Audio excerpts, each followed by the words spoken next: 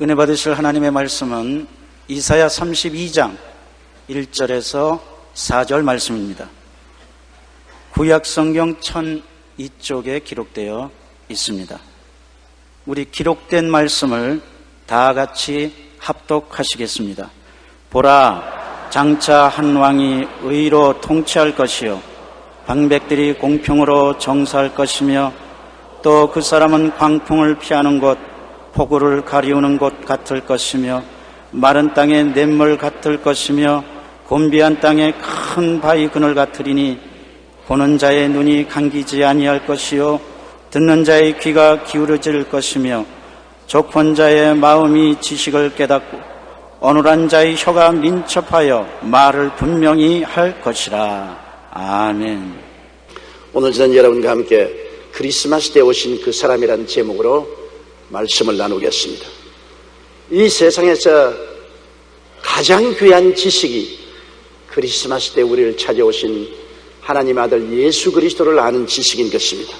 바울 선생은 그 당시 수준에서 볼 때 유대 종교의 율법에 박식했고 헬라 철학에도 능통한 학자였습니다. 그러나 그가 예수님을 만나고 난 다음 예수님에 대한 지식이 너무나 귀중하여 세상 모든 것은 분토와 같다고 말했습니다. 빌립보 3장 7절로 9절에 그러나 무엇이든지 내게 유익하던 것을 내가 그리스도를 위하여 다 해로 여길 뿐더러 또한 모든 것을 해로 여기면 내 주 그리스도 예수를 아는 지식이 가장 고상함을 인함이라.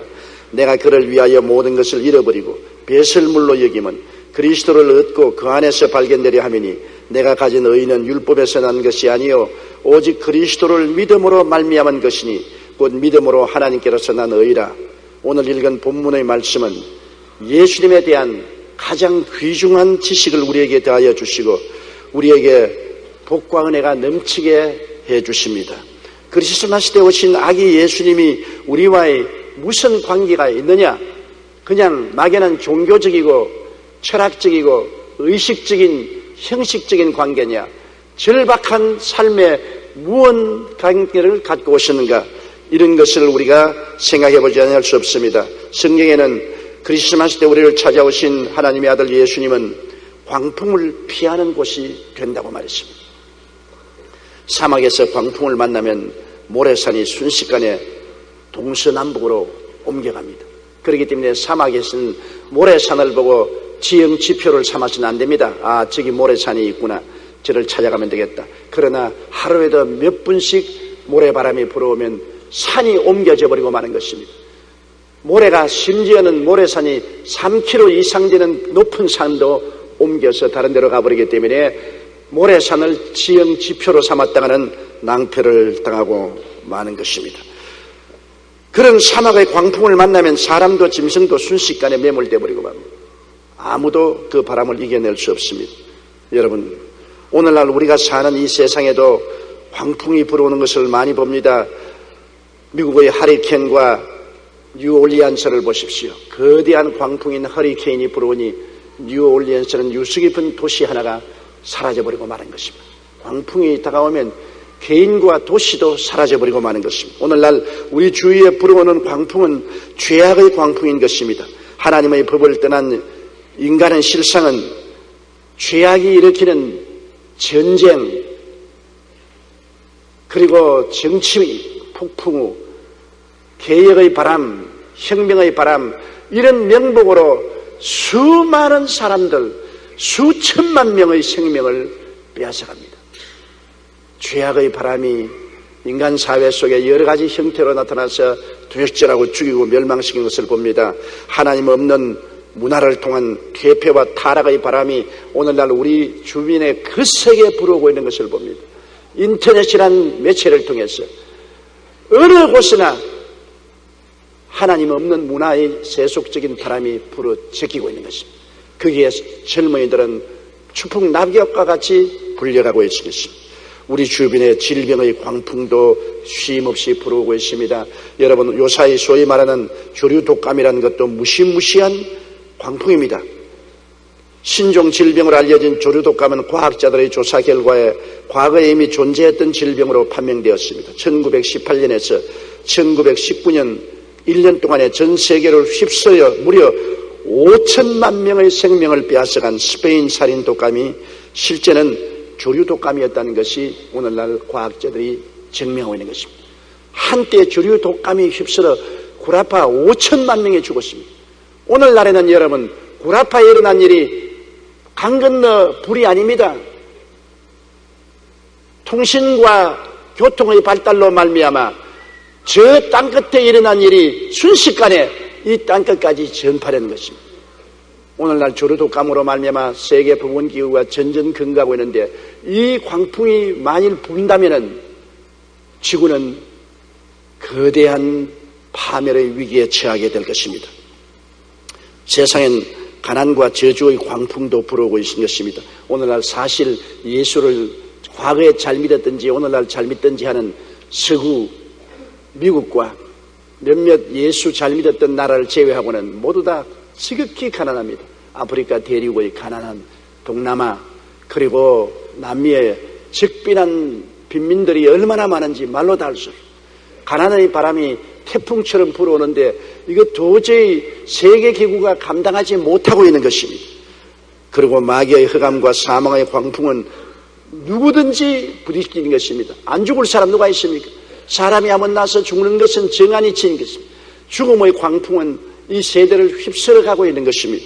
오늘 우리가 사는 이 세상에는 이 광풍을 피할 수가 없습니다. 잠언서 1장 27절에 너희 두려움이 광풍같이 임하겠고 너희 재앙이 폭풍같이 이르겠고 너희에게 근심과 슬픔이 임하리라고 말씀한 것입니다. 이 모든 것이 아담과 하와가 하나님을 배반하고 타락해서 에덴에서 나오자마자 이 광풍이 죄악으로 말미암아 마귀로 인해서 시작한 것입니다. 그런데 이 광풍을 잠재울 자가 누가 있습니까? 온 세계가 인류 문명 이후로 지금까지 광풍을 잠재워 보려고 온갖 노력을 다했지만은 그 광풍은 점점 도수가 많아지고 강력해질 뿐 광풍을 막을 자가 없습니다. 성경에는 예수님만이 광풍을 피하는 곳이 될 것이라고 말하는 것입니다. 예수님만이 광풍을 십자가에서 잠잠케 하셨습니다. 예수님은 온 몸으로 광풍을 십자가에서 끌어안고 광풍과 함께 주님께서 죽으시어 광풍을 잠재워버리고 승리하여 부활하신 것입니다. 하나님의 아들 예수님이 이 땅에 온 것은 죄악으로 말미암아 일어난 인류의 광풍을 제하기 위해서 오신 것입니다. 예수님이 갈릴리 풍파를 잠잠케 하실 뿐 아니라 그라사인의 마음속에 일어난 미친 광풍도 잠잠케 하신 것입니다. 예수님은 오늘날도 우리 가운데 환경에서 일어나는 광풍과 우리 가슴 속에 불어닥치는 광풍을 잠잠하게 하는 광풍을 피하는 곳이 되는 것입니다. 예수님 품만이 피난처가 됩니다. 이사야 53장 4절로 5절 말씀대로 그는 우리 질고를 지고 우리의 슬픔을 당하였거늘 우리는 생하기를 그는 징벌을 받아서 하나님께 맞으며 고난을 당한다였노라. 그가 찔리면 우리 허물을 인하며 그가 상하면 우리 죄악을 인함이라. 그가 징계를 받음으로 우리가 평화를 누리고 그가 채찍에 맞음으로 우리가 나음을 입었다고 말하므로 주님께서 어떻게 인간 광풍을 그 몸에 친히 부딪혀 걸머쥐고 청산한 것을 밝히 보여주고 있습니다. 골로새 1장 13절로 14절에 그가 우리를 흑암의 권세에서 건져내사 그의 사랑의 아들로 옮겼었으니 그 아들 안에서 우리가 구속곧 죄사함을 받았다고 말하는 것입니다. 죄악의 강풍에서 우리를 건져주신 것을 말하고 있는 것입니다. 시편 5장 11절에 오직 주에게 피하는 자는 다 기뻐하며 주의 보호로 인하여 영영이 기뻐 외치며 주의 이름을 사랑하는 자들은 주를 즐거워하리라고 말씀한 것입니다. 주님은 오늘날도 우리의 피난처요 우리의 요새요 우리의 의리하는 하나님이 되셔서 우리를 새 사냥꾼의 올무에서와 극한 연병에서 건져주는 것입니다. 역사를 살펴보면 언제나 복음운동이 사회개혁과 사회부흥의 원동력과 밑거름이 되었던 것입니다. 사회에 일어나는 수많은 광풍들을 잠재우고 피난처를 제공한 것은 바로 복음운동이었던 것입니다. 국제적십자사, 국제기아대책본부, 월드미션, YMCA, YWCA 등이 다 복음운동으로 시작되었고 세계 유수한 대학의 98%가 미션스쿨에서 시작한 것입니다. 조지 폭스의 구령운동이 인종차별을 철폐하는 사회운동이 되었고 그의 영향으로 노예해방운동이 일어났으며 절제운동, 평화운동, 구호사업이 일어났습니다. 조지 폭스는 이러한 업적으로 1947년에 노벨 평화상을 받기도 했습니다. 그런가 하면 유럽 사회의 부흥도 역시 기독교 복음운동으로부터 시작했습니다. 독일 사회의 부흥은 진젠도르프 백작이 일으킨 경건운동이 그 밑거름이 되어서 당시 30년간의 종교전쟁으로 인해 문란해진 사회를 정화시켰습니다. 이후 독일에서는 시민계몽운동, 이상촌운동, 협동조합운동, 형제단운동 같은 현실 부흥운동으로 결과가 나타나서 사회 안전망이 된 것입니다. 덴마크 역시 100년 전 심각한 민족적 절망의 위기에 처하게 되었습니다. 전쟁에 지고 나라는 황폐하고 갈 길이 없었습니다. 그 좌절과 절망 때 니콜라이 그룬트비히 목사님이 일어나서 하나님을 사랑하자, 조국을 사랑하자, 흙을 사랑하자, 자연을 사랑하자는 표어를 내걸고 오늘날 덴마크의 기틀을 쌓았습니다. 당시 덴마크의 국민고등학교 교과과정의 60%가 성경을 가르친 것입니다. 이 세상에 불어오는 죄악과 세속, 질병과 가난, 저주와 사망의 광풍은 예수님만이 십자가에서 잠잠케 하실 수 있습니다. 예수님뿐만이 이 모든 광풍으로부터 안전히 피할 수가 있는 것입니다. 크리스마스 때 오신 예수님은 바로 여러분의 개인, 가정, 생활, 삶 전체에 이르는 광풍을 피하는 곳이 되는 것입니다. 그리스도의 품 안에 들어오면 평안을 누릴 수가 있는 것입니다. 둘째, 그 사람은 폭우를 가리우는 곳이라고 말하는 것입니다. 폭우는 하늘에서 쏟아지는 하나님의 진노인 것입니다. 여러분, 쏟아지는 폭우를 장난감 종이 우산으로 가리지 못합니다. 요번에 호남 일대에 쏟아진 눈폭탄도 인간의 힘으로 감당하지 못하고 인간의 시설물들이 그 중압에 무너지는 것을 우리가 보지 않았습니다. 폭우나 눈보라는 무서운 것입니다. 하나님은 상징적으로 예수 그리스도만이 하늘에서 내려오는 하나님의 진노와 심판의 폭우를 가리우는 자가 될 것이라고 말한 것입니다. 인간들은 하나님이 인간이 저지른 죄악에 대한 심판을 자기의 선행으로 막아보려고 합니다.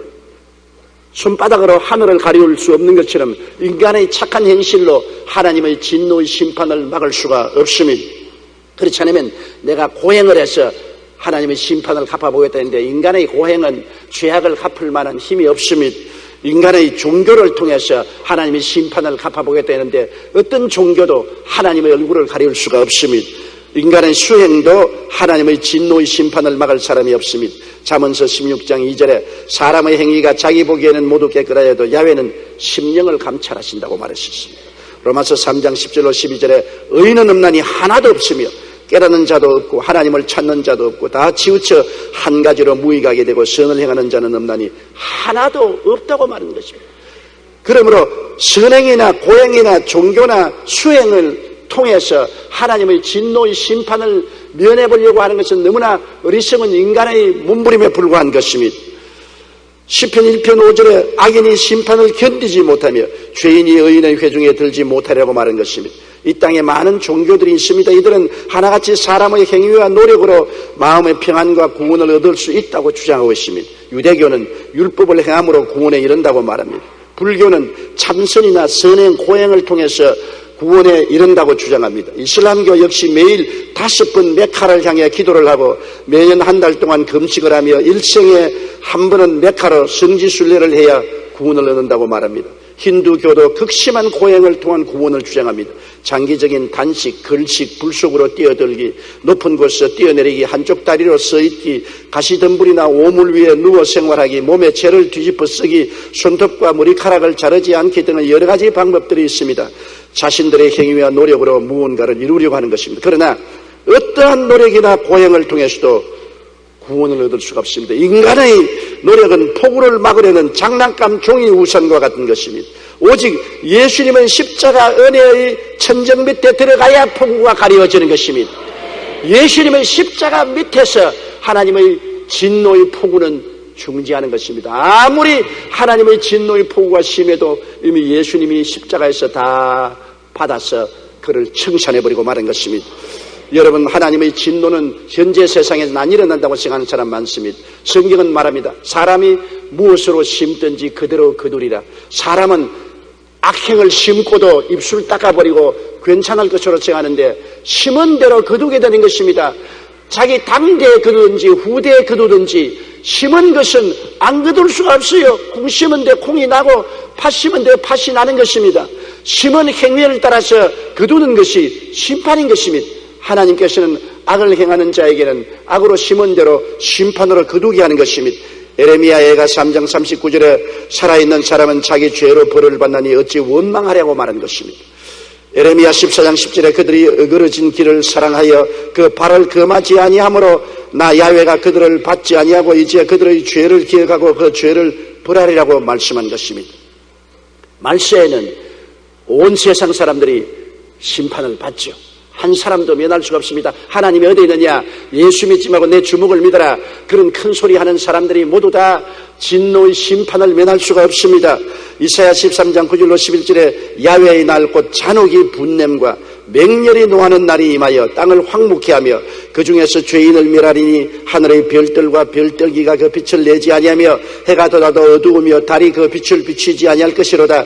내가 세상의 악과 악인의 죄를 벌하며 교만한 자의 오만을 끊으며 강포한 자의 거만을 낮출 것이라고 말하는 것입니다. 베드로후서 3장 7절에는 이제 하늘과 땅은 그 동일한 말씀으로 불사르기 위하여 간수하신 바 되어 경건치 아니한 사람의 심판과 멸망의 날까지 보존하여 두신 것이라고 말하겠습니다. 10절에 그날이 주의 날이 도적같이 오리니 그날에는 하늘이 큰 소리로 떠나가고 체질이 뜨거운 불에 풀어지고 땅과 그 중에 있는 모든 것이 다 드러나리라고 말씀한 것입니다. 하나님의 심판은 반드시 오는 것입니다. 하나님께서 오랫동안 잠잠하고 계시니까 하나님이 어디 계시냐? 하나님이 계시더라도 무력하고 무능력하다고 생각하는데 하나님이 오래 참아서 회개할 기회를 주시다가 우리 주님 오시기 전에 하나님이 이 세상을 7년 환난을 당하게 하면 그 심판을 누가 피하겠습니까? 우리 주 예수를 믿고 경건하게 살고 구원받은 사람들은 환난 전에 들려올라감을 당하겠지만은 그러나 들려올라감을 당하지 않은 모든 사람들은 주의 진노의 불같은 심판을 당하게 될 것입니다. 그러나 그것도 약과입니다. 영원한 지옥의 심판을 내리시는 하나님의 진노를 누가 막겠습니까? 하늘에서 진노의 심판이 불같이 임하여 영원한 지옥의 심판을 받을 때 그 고통을 어떻게 참겠습니까? 사람은 이 땅의 육체 가운데 살 동안에 그 속사람이 눈에 안 보이지만은 그 속사람이 그리스도의 보혈로 씻음받고 성령으로 거듭나서 하나님의 백성으로 살아가는 사람과 그 속사람이 죄악의 누룩이 꽉 퍼져서 죄 덩어리가 되고 마귀의 종이 되어 사는 사람하고 천양지차가 있는 것입니다. 속사람이 거듭난 사람은 육체를 떠날 때 천사들과 함께 빛의 세계로 들어가고 속사람이 죄악의 누룩으로 썩어진 사람들은 육체를 떠날 때 마귀와 함께 불과 영으로 타는 못으로 쓰레기처럼 던져지게 될 것입니다. 영원한 심판이 기다리고 있는 것입니다. 선을 행한 사람도 하늘에 올라가서 선의 심판이 있습니다. 많이 행한 선과 적게 행한 선과 상급 심판이 있고 그렇지 않은 사람은 죄악으로 영원히 멸망의 심판이 있는 것입니다. 히브리서 9장 27절에 한 번 죽는 것은 사람에게 정하신 것이요 그 후에는 심판이 있으리라. 요한계시록 20장 12절에 또 내가 보니 죽은 자들이 물은 대수하고 그 보좌 앞에 섰는데 책들이 펴있고 또 다른 책이 펴졌으니 곧 생명책이라 죽은 자들이 자기 행위를 따라 책에 기록된 대로 심판을 받는다고 했었습니다. 15절에 누구든지 생명책에 기록되지 못한 자는 불못에 던지우리라. 마가복음 9장 48절로 49절에 거기는 구더기도 죽지 않고 불도 꺼지지 아니하느니라. 사람마다 불로서 소금치듯 함을 받으리라. 죄악이 사라지지 아니하고 죄책이 구더기처럼 몸을 파먹고 번뇌와 고통이 불같이 타오르는 그 지옥에 들어가서 세세몽토록 심판을 받게 되는 것입니다. 그러므로 결코 하나님의 심판을 무시할 수 없습니다. 위에서 쏟아지는 폭우와 같이 내리는 심판을 누가 면할 수 있습니까? 예수님의 십자가 보혈 밑에 들어가야 심판을 면할 수가 있는 것입니다. 그는 폭우를 가리우는 자인 것입니다. 오늘날도 빨리 뛰어가서 예수님 십자가 밑에 피해야 진노의 심판을 피할 수가 있는 것입니다. 셋째로 그 사람은 마른 땅의 냇물 같다고 말한 것입니다. 여러분, 물은 동식물의 생명줄입니다. 물이 사라지면 땅은 황폐한 사막이 됩니다. 인간의 문명은 모두 강을 끼고 일어나지 않았습니까? 요사이 과학자들이 우주에 로켓들을 쏘아 올려서 우주를 조사합니다. 화성에도 로켓을 보내고 수성, 목성, 천왕성, 해양성,冥왕성까지라도 로켓들을 보냅니다. 그래서 그곳에 물이 있는가를 조사를 합니다. 어떠한 행성에라도 물이 있으면 생물이 있을 수 있다는 것입니다. 물은 생명의 근원이 되는 것입니다. 물 없이는 못 살지요. 인간이 물을 잘못 관리하면 수마에 핥히면 재산도 생명도 다 잃지만은, 그러나 물 없이는 못 삽니다. 세계의 모든 문명이 물이 많은 강가에서 일어나는 것입니다. 중국의 황화유역에서 문명이 일어났고, 인도의 인다스 간디스 강 유역에서 문명이 일어났고, 오늘 이라크 메소포타미아의 티그리스 유프라테스 강가에서 중동 문명이 일어났고, 애굽의 나일강 유역에서 문명이 일어났습니다. 우리 한국도 한강의 기적이라고 말하지 않습니까? 한강물이 있는 곳에 서울이 서지 강물이 없는 곳에 서울이 설 수가 없는 것입니다. 그러므로 예수님은 마른 땅에 시냇물 같다. 이 땅에 사는 것이 황마하고 마른 땅 같아도 예수님 곁에 있으면 마른 땅에 냇물이 우리 마음속에 흐르기 시작하는 것입니다. 하나님을 떠난 인간은 황폐하게 됩니다. 왜냐하면 냇물이 없습니다. 하나님이 없는 사람의 가슴 속에 여러분 믿음이 있는 것을 보았습니까? 하나님에 대한 믿음이 한 방울도 없고 상호 신뢰도 있을 수가 없는 것입니다. 마른 땅에 시냇물이 없습니다. 마음에 그리스도가 없는 사람은 생명의 수가 흐르지 아니하므로 소망이 없습니다. 이 세상에 소망 구름 같고 모든 부귀와 영화도 한 꿈에 불과하지 않습니까? 시냇물이 사라진 곳에는 사랑도 사라지고 의도 사라지고 평안이 사라지고 기쁨도 사라진 것입니다. 생명이 없습니다. 왜냐? 믿음이나 소망이나 사랑이나 의나 평안이나 기쁨이란 생명의 열매인데 시냇물이 없는데 생명의 열매가 맺어질 수가 없습니다. 예레미야 2장 13절에 내 백성이 두 가지 악을 행하였나니 곧 생수의 그런 데는 나를 버린 것과 스스로 웅덩이를 판 것인데 그것은 물을 저축지 못할 터진 웅덩이라고 말한 것입니다. 사람이 열심으로 웅덩이를 파도 터져 있어요. 물을 고이지 않습니다. 오늘날 우리 인생의 가장 큰 벌이 뭡니까? 예레미야 2장 19절에 내 악이 너를 징계하겠고 내 패역이 너를 책할 것이라. 그런즉 내 하나님 야훼를 버림과 내 속에 나를 경외함이 없는 것이 악이요 고통인 줄 알라. 주 만군의 야훼의 말이라고 말하는 것입니다. 예수 그리스도를 버리고 생수의 그를 버린 사람들의 삶을 이렇게 말하고 있습니다. 사람들은 자기를 사랑하며 돈을 사랑하며 자긍하며 교만하며 회방하며 부모를 거역하며 감사치 아니하며 거룩하지 아니하며 무정하며 원통함을 풀지 아니하며 참수하며 절제하지 못하며 사나우며 선한 것을 좋아하지 아니하며 배반하여 팔며 조급하며 자고하여 쾌락을 사랑하기를 하나님 사랑보다 더함이라고 말하고 있습니다. 이 얼마나 무시무시한 현실인 것입니까? 마른 땅이 가져오는 황폐와 절망이 그러한 것입니다. 하나님을 버리고 이 마른 땅에서 기나긴 세월 동안 몸부림친 우리에게 크리스마스의 소식은 너무나 위대한 소식인 것입니다. 왜? 마른 땅 같은 세상에 생명수로 예수님이 오시기 때문인 것입니다. 요한복음 7장 37절에 명절 끝날 곧 큰 날에 예수께서 서서 외쳐가라시되 누구든지 목마르거든 내게로 와서 마셔라. 나를 믿는 자는 성경의 이름과 같이 그 배에서 생수의 강이 흘러나리라. 이 얼마나 좋은 소식입니까? 여러분, 예수를 믿는 자의 가슴 속에는 생수의 강이 흘러나리라. 강이 흐르는 곳마다 문명이 발달됐는데 예수님의 생수의 강이 흐르는 곳에는 여러분 천상천하의 문명이 발전할 것입니다. 그렇기 때문에 주님이 나를 믿는 백성은 머리가 되고 꼴이 되지 않고 위에 있고 아래 내려가지 않고 남에게 구워줄지도 구지 않는다. 예수님의 생수의 강물이 흐른 유럽이 문명국이 되었고 그 생수의 강물이 해적의 나라 영국에 흐르니 영국이 세계 1등 국가가 되었고 황막한 미국의 생수의 강이 흐르기 시작하자 세계에서 초강대국이 되었습니다. 우리나라도 6.25 사변 이후 황폐한 이 땅에 그리스도의 복음이 전파되어 5만 교회 10만 주의 중 1200만의 가슴 속에 생수의 강이 흐르자 하나님의 놀라운 부흥과 문명의 축복이 임하게 된 것입니다. 오늘날 지도를 펼치고 보십시오. 온 세계 소위 말하는 선진국은 거의 다 예수 그리스도의 생수의 강이 흐르고 있는 나라인 것입니다. 마른 땅에 강물 같은 것이 예수님인 것입니다. 오늘날 우리가 아무리 세상에 인류 대학을 나오고 지식이 많다 해도 마음속에 생수의 강이 흐르지 아니하면 인간으로 아무리 구덩이를 파도 아무 성공도 거둘 수 없습니다. 생수의 강이 흐르면 세상에 교육이 없어도 여러분 심는 대로 거두게 되는 것입니다. 가장 귀한 축복이 예수님을 구주로 모시는 것이 가장 큰 축복인 것입니다. 이 이상의 축복이 없고 이것보다 더 위대한 상속이 있을 수가 없는 것입니다. 예수 그리스도가 우리 속에 들어오면 생수의 강이 흐르기 시작하는 것을 알아야 되는 것입니다. 예수의 십자가에 흐르는 생명수가 어떤 것입니까? 생명 강수가 흐르면 마음속에 믿음이 살아나고 소망이 살아나고 사랑이 싹트고 의가 살아나고 평안이 넘쳐나고 기쁨이 넘쳐나기 시작하는 것입니다. 물이 있는 곳에는 생명이 넘쳐난 것처럼 예수님 계신 곳에는 영혼이 잘됨같이 범사에 잘되며 강건하고 생명을 얻되 넘치게 하는 역사가 일어나는 것입니다.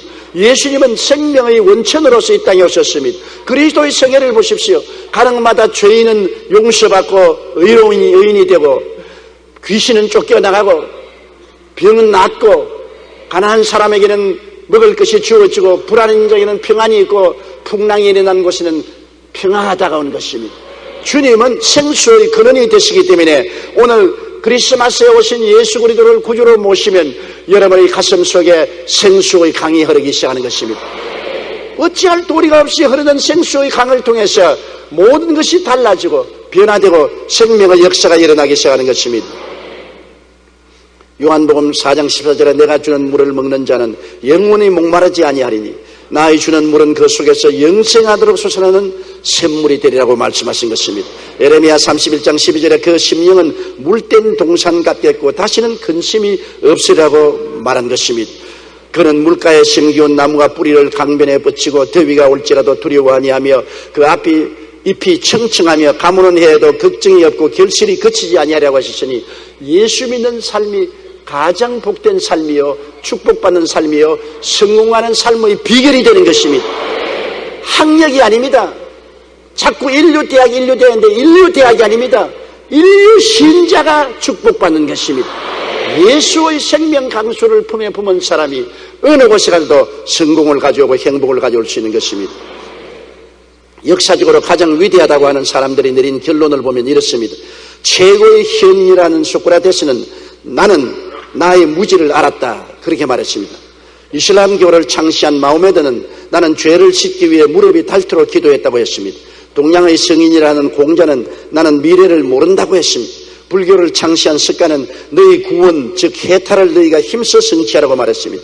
인도의 태양을 헬크는 간디는 죽기 2주 전에 나는 괴롭다 무엇을 어떻게 말할지 모르겠다고 했고 꾀대는 빛이 그립다 문을 열어다오라고 부르짖었습니다. 그러나 예수님은 뭐라고 말씀했습니까? 마른 땅 같은 세상에 오셔서 누구든지 목마르거든 내게로 와서 마셔라. 그러면 너희 뱃속에서 생수의 강이 흘러내리라고 하셨습니다. 주님같이 인생 문제의 해답을 이렇게 분명하게 말씀하신 분은 없는 것입니다. 넷째로 성경에는 그는 곤비한 땅에 큰 바위 그늘이라고 말했습니다.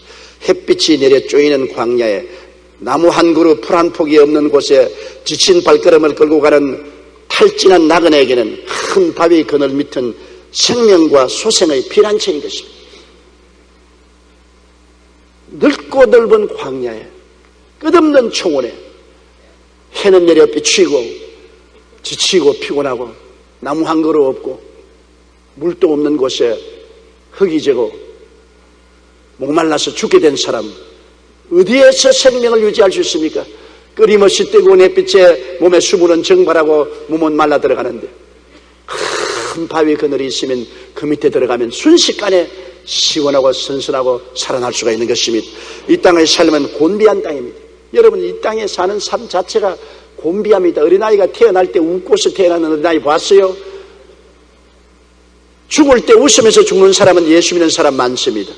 예수 믿는 사람은 죽을 때 할렐루야 웃으면 죽지만은 태어날 때는 모두 다 할렐루야 하고 태어난 사람은 없어요. 다 아이고 내가 어찌할꼬 응아 어찌 살꼬 울면서 태어납니다. 왜? 곤비한 땅에 태어나기 때문인 것입니다. 죄와 죄책이 내려 쬐이는 황야입니다. 삶의 허무와 무의미의 황야입니다.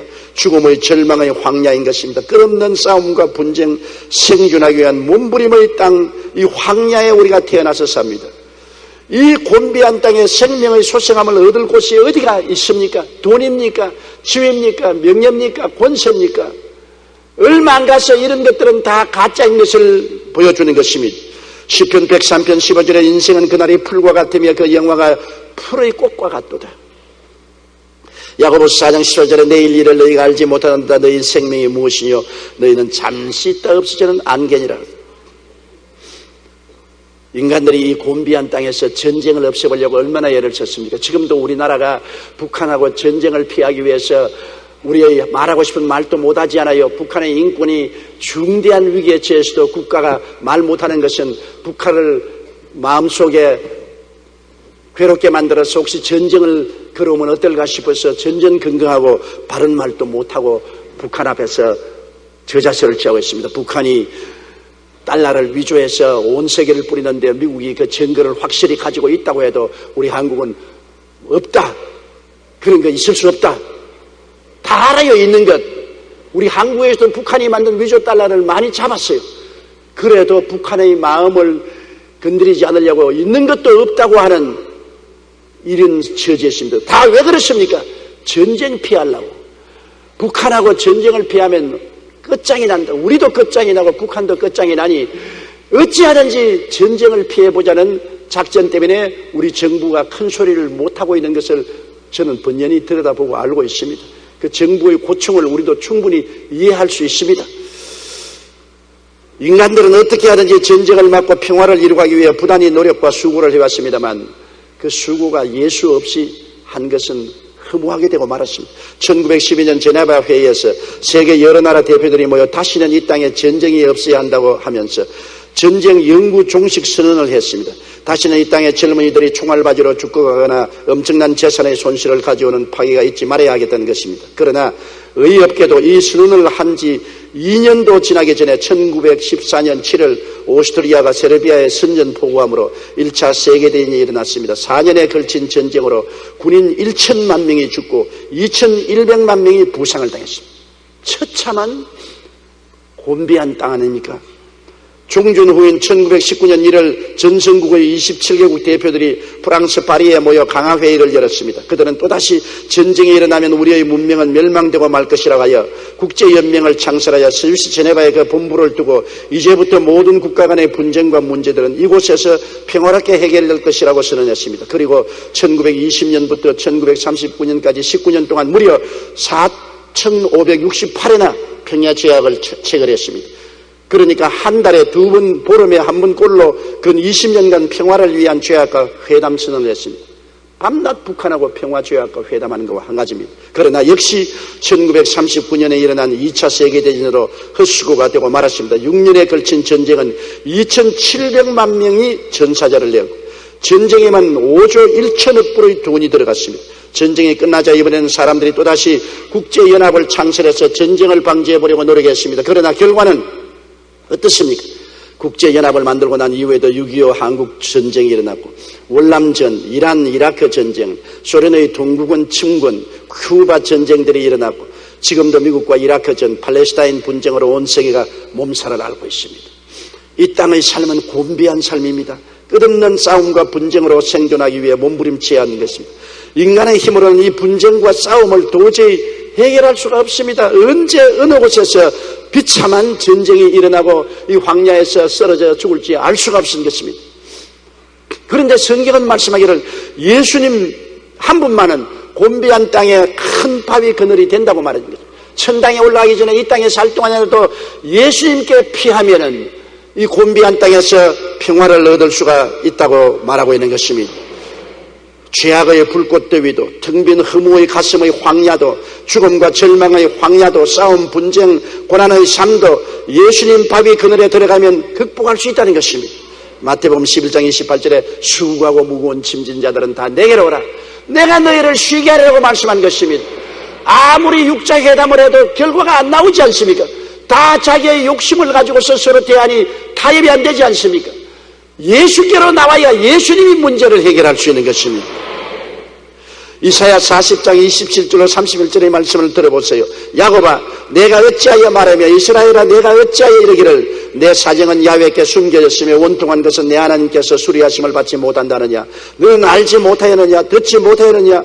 영원하신 하나님 야훼 땅끝까지 창조하신 자는 피곤치 아니하시며 곤비치 않으시며 명철이 한이 없으시며 피곤한 자에게는 능력을 주시며 무능한 자에게는 힘을 더하시나니 소년이라도 피곤하며 곤비하며 장정이라도 넘어지며 자빠지되 오직 야훼를 앙망하는 자는 새 힘을 얻으리니 독수리의 날개치며 올라감 같을 것이요 다른 박제라여도 피곤치 아니하겠고 걸어가도 곤비치 아니하리라고 말씀한 것입니다. 이사야 9장 6절에 이는 한 아기가 우리에게 낳고 한 아들을 우리에게 주신 바 되었는데 그 어깨는 정사를 메었고 그 이름은 기묘자요 모사요 전능하신 하나님이요 영존하시는 아버지요 평강의 왕이라 일컬음을 받을 것이라. 핏덩어리 어린 아기를 보고 전능하신 하나님 영존하시는 아버지 평강의 왕이라고 이사야는 주님 모시기 600여 년 전에 이미 예언을 했으니 이 신비는 아무리 연구해도 인간의 머리로서는 계산할 수 없습니다. 그러나 이 그리스도가 우리의 곤비한 땅에 바위가 되셔서 모든 분쟁을 쉬게 할 수 있는 것입니다. 국경을 접한 상태에서 계속해서 평화를 유지하고 있는 두 나라가 있습니다. 남미의 아르헨티나와 칠레입니다. 이 두 나라는 1899년에 국경 분쟁으로 일촉즉발의 위기를 맞은 적이 있었습니다. 그때 양국의 종교 지도자들은 사랑만이 양국의 평화를 유지하는 길이다. 전쟁과 정오는 후손들에게 피와 살상을 유산으로 물려줄 뿐이라며 국민들에게 호소했습니다. 국민들은 그들의 호소에 귀를 기울였습니다. 그리고 대포를 녹여 양국의 국경인 안데스 산맥에 그리스도의 동상을 세우고 이런 글을 새겨놓았습니다. 그는 우리의 화평이신지라 둘을 하나로 만드시느니라. 이후로 두 나라는 100년이 지난 지금까지도 평화를 유지하고 있습니다. 두 나라 종교 지도자들의 충고를 듣고 예수님의 바위 그늘에 들어가자 국가 간의 분쟁이 사라지고 평화가 임하게 된 것입니다. 예수님은 끝없는 싸움과 분쟁의 곤비한 땅에 큰 바위 그늘이 되는 것입니다. 예수님을 알고 나면 그 은혜가 너무나 신기합니다. 이사야 32장 3절로 4절은 크리스마스에 태어난 어린 아기를 바라보고 그 오신 이유를 알게 되면 보는 자의 눈이 감기지 아니할 것이요 듣는 자의 귀가 기울어질 것이요 조급한 자의 마음이 지식을 깨닫고 은울한 자의 혀가 민첩하여 말을 분명히 할 것이라고 말한 것입니다. 오늘날 또 예수님은 여러분에게 손을 활짝 밀고 말합니다. 수고하고 무거운 짐진 자여 내게로 오라. 나는 사막의 광풍을 피하는 곳이 되겠다. 나는 폭우를 가리우는 곳이다. 나는 마른 땅의 시냇물이다. 나는 곤비한 땅에 큰 바위 그늘이 될 터이니 내게로 오라고 말씀하시는 것입니다. 다 같이 고개 숙여 기도드리겠습니다. 전능하시고 거룩하신 하나님 아버지여, 상상을 초월하고 인간의 이성으로 믿을 수가 없는 이 기적을 행해 주신 아버지 하나님, 하나님의 아들 예수님이 크리스마스 날에 우리의 구주로 어린 아기로 태어나신 것을 너무나 감격하고 감사합니다. 이 아기 예수님이 우리에게 광풍을 피하는 곳, 폭우를 가리우는 곳, 마른 땅에 시냇물, 곤비한 땅에 바위 그늘이 되셔서 그리스도를 의지하고 성공적으로 승리하며 살 수 있게 만들어 주시니 감사합니다. 아버지 하나님의 어느 종교도 이 땅에 구원을 주신 종교는 없습니다. 예수님만이 천당뿐 아니라 이 땅에 사는 동안에 우리에게 큰 위로와 안식과 힘이 되어 주시니 감사합니다.